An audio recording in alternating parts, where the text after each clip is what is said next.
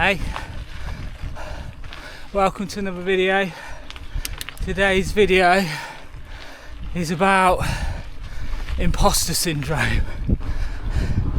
So yeah, today I was meant to be going for a job interview, but I suffer from imposter syndrome a little bit, and it's not happening. So let's pull over and I'll tell you all about it.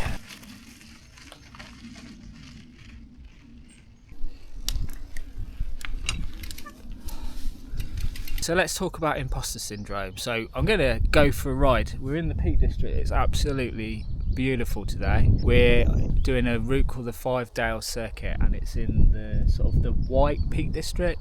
Basically, there's sort of two halves to the Peak District. There's the white Peak District and the dark Peak District. The white Peak District is all sort of limestone, not very good when it rains, but nice after a period of dry weather.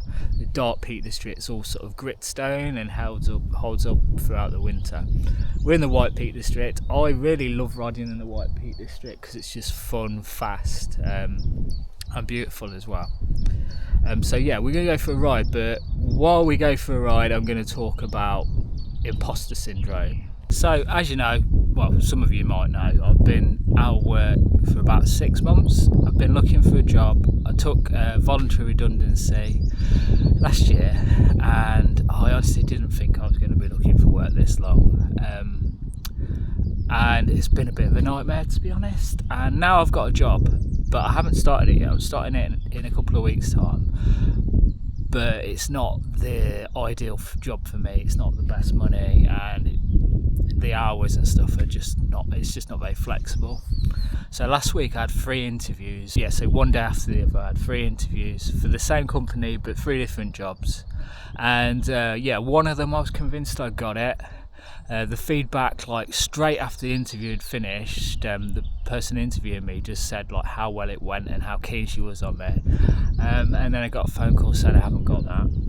And then the other 2 jobs I'm still waiting on. How this relates to imposter syndrome. So this week I've got 3 interviews, one for the same company as last week, different job. This one for the same company that I was meant to have today, I withdrew my application. I just didn't really feel like I was suitable for the role. I spoke to the hiring manager, and the way that I found out about this role was my previous manager at my last job had contacted me and told me that there's some roles available at this company, and basically loads of people from my last company are trying to leave, and he's trying to leave and try to move to this other company, and he really highly rates me. So he had a meeting with this other company and suggested me, sort of put my name forward and like really bigged me up. And then I was contacted by them and encouraged to apply. So I did, even though when I looked at the job description I felt like I've got some of the experience, but a lot of it I've got no experience doing. And I didn't think they were going to invite me to an interview, but they did. They invited me to an interview today. And last week I was absolutely exhausted from these 3 interviews that I'd had, and not getting that one particular one that I thought I was going to get just completely wrecked me. And I just couldn't face going for an interview where I felt like I just wasn't good enough for it. Anyway, despite that, so I had a phone call on my way here this morning from the manager, basically saying like, why did I withdraw my application? So I told her, I was just really honest with her. I just told her what I told you now. She said I've got some of the experience. I don't feel like I've got all of it. There's a lot of stuff that I don't feel like I've done previously, knew how to do. And she was like, yeah, but we really like you. We really want to interview you. And it doesn't really matter that you don't have all that experience. Like, the role's varied and there's going to be a lot of variation in the role, and we can find something to fit you, or if you haven't got the experience we can train you up. So I spoke to her and she's convinced me to actually go for an interview, so I'm going on Thursday. So yeah, I'm doing what I always do when I'm stressed out and don't really know what to do: go for a ride. I thought I'd treat myself. I felt like I needed a change of scenery. I couldn't just go and ride the same routes again. So yeah, we're in the peaks. We're going to have a good time. I'm hoping to go into Bakewell and get a Bakewell Tart. So let's go ride. I'll tell you a bit about the route as we go. And then we'll talk a bit more about Imposter Syndrome in a bit, I suppose, once I've got that Bakewell Tart. Oh, look at the state of this. I don't know how I'm going to get through that. I don't think I'm going to get through with dry feet. Oh, gross. Got wet feet already. Have I gone the wrong way? Possibly went the wrong way. I think I was meant to come down there rather than down there. Well, that's part of the adventure of riding off-road. I have no idea how this relates to cycling, but we're all normal people, right? And I suppose some of you might have experience of this, and I'd love to know how you deal with it, because I don't know how to deal with it myself.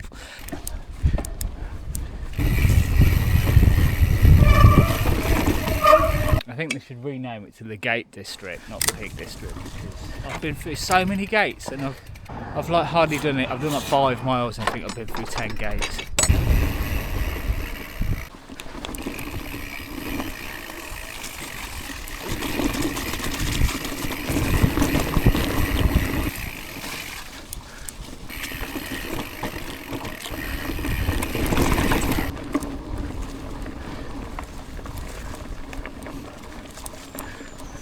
Wrong gear. Ugh.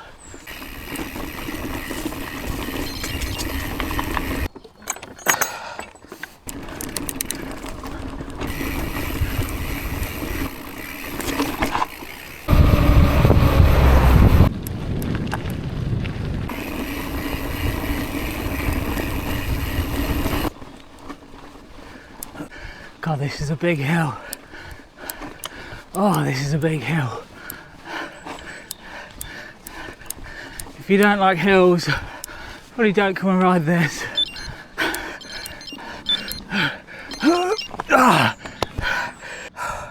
Failed. This is what my life feels like at the minute. Although, maybe not as beautiful.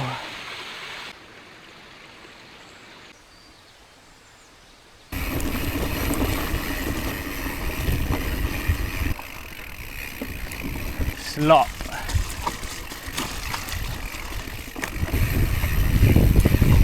That was a fun little descent through the woods.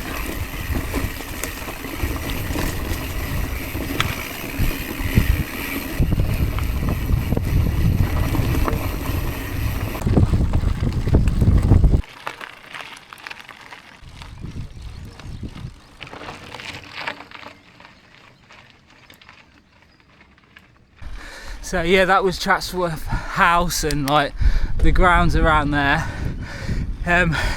Really nice place actually. I've not spent too much time there before in the past. It is £7.50 for parking, which is daylight robbery, but I think that's all you have to pay if you're going to drive over. And you could definitely spend the whole day there on a nice day like today. So I think I have to come back and park there and just have a wander around the grounds, go to the tea room. Yeah, it's really beautiful around there.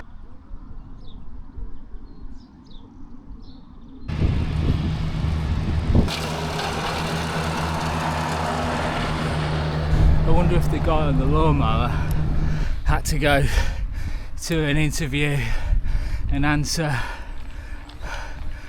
loads of questions on the company's core values in a star format. Probably not. This is another big old hill.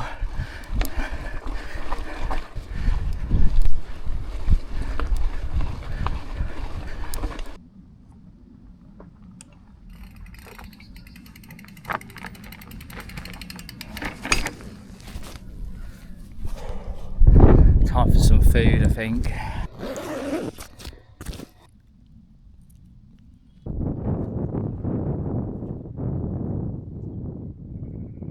So I know I've just eaten, but next step is we're going to go into Bakewell. Hopefully I'll find somewhere where I can get Bakewell Tart.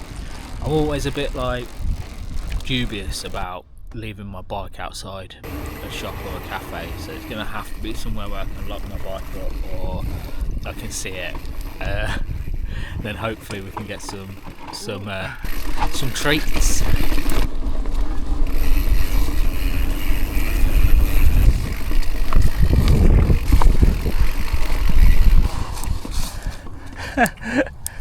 Oh, if you do this, watch out for that.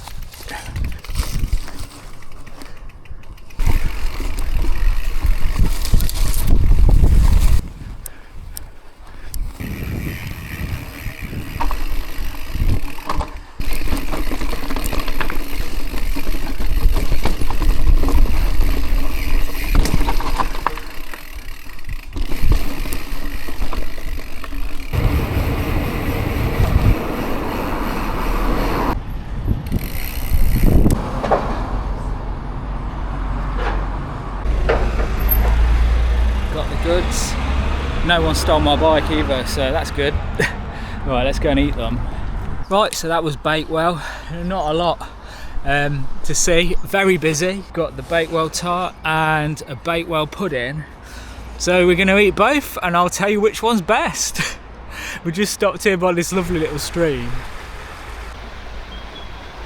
It's a lot quieter here. Just come out of town a little bit. Like everyone just comes here and just hangs around the town, I think. Yeah, so let's have a look.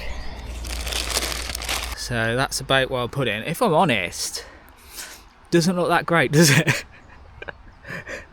Let's have a look at the Bakewell slice and see which one has the best aesthetics, as people call it, or which one looks the best. Let's line them up. I think the slice slash tart definitely has the edge in terms of looks. Let's see, taste. I could have got the one with the icing on it, which looks a lot nicer than both of them actually. Right, pudding. It's got like jam and like flaky pastry and then like frangipan in the middle. Quite nice. Yeah, I'm a fan. The more you eat of it, the better it gets. The only problem being, I'm absolutely covered in pastry. Okay, tart time. So the Bakewell Pudding came first, and then they invented the tart. And it's just an improvement. They're both nice, but the tart is just better. There's just no competition. Controversial probably, but I don't care. We're all about controversy on this channel.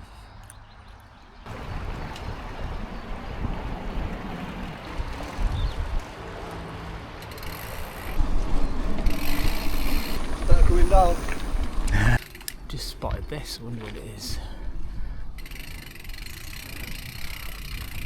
It's like a little mine. I tell you what, it's so cold, like the cold air coming out of there.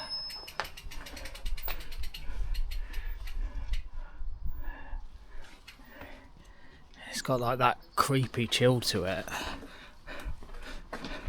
Never spotted this before. I've been slacking a bit on this ride, so let's go and let's get it done. I'm only about halfway around. Just as I get going, another phone call, unsuccessful. Another interview, unsuccessful.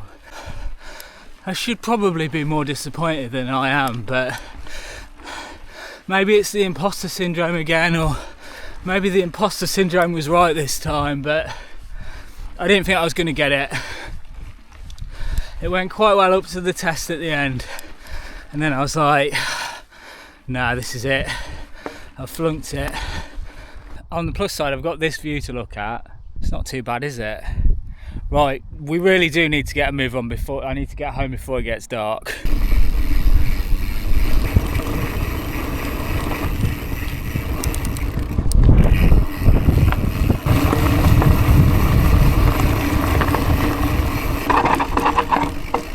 So we're on the Monsell Trail heading back towards Bakewell. It's an old converted railway line, if you can't tell. We're going to go past Bakewell, we're not going to go back into Bakewell, although another Bakewell Tart is tempting.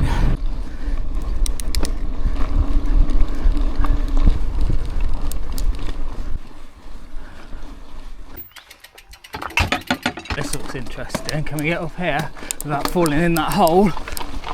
Nailed it. Yeah. It just started raining and I thought, oh, this is a sign of things to come. But it's been alright since the sun's come back out. It's all good. Right, we're at Haddon Hall, which I assume is like the cheaper version of Chatsworth. Is that it? Is that Haddon Hall? Bit small, could use a bit of work. Got potential though.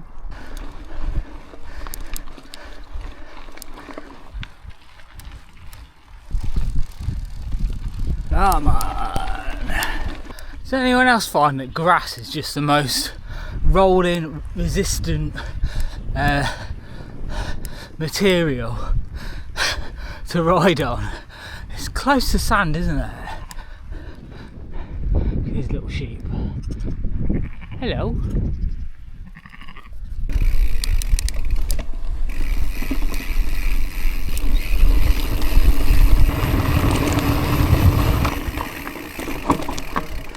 Ooh. It's just not worth it. If in doubt, get off and push, that's what I say. I think I can make it down, but I still haven't replaced this dropper post on this bike. I need a longer one. I just feel like I'm going to go over the handlebars. So, I'm going to walk. Obviously, if you're a better rider than me or you're less risk averse than I am, then yeah, by all means, give it a go. But I can't afford to damage myself.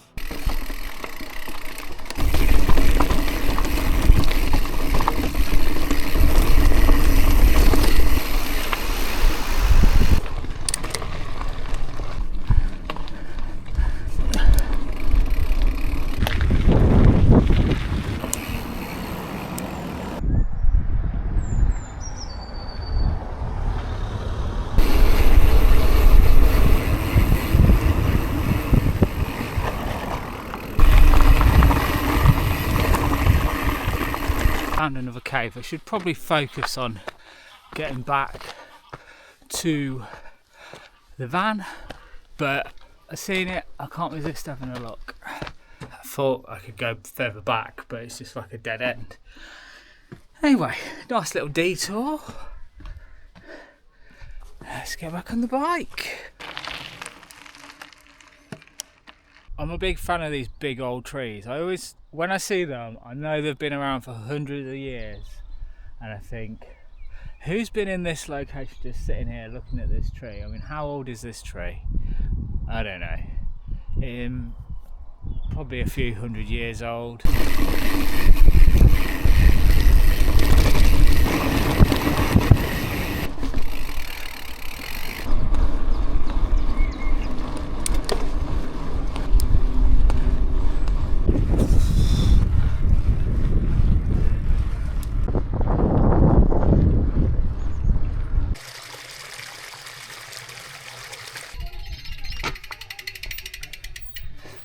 Hello. This is the Millennial Stone.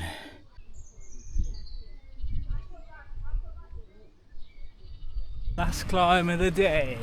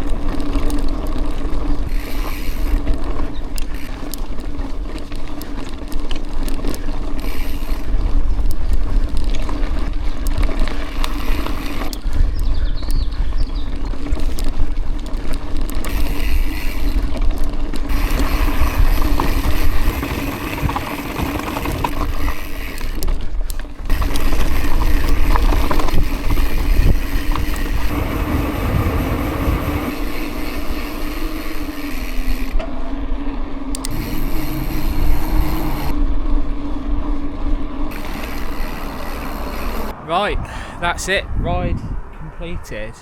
Do I feel any better? Yes, but I've got to go home and prep for 3 interviews in a row. 2 of them are on the same day. Now, I don't want to end this video on a negative note. So, yeah, we're going to go bikepacking next week and it's going to be fantastic.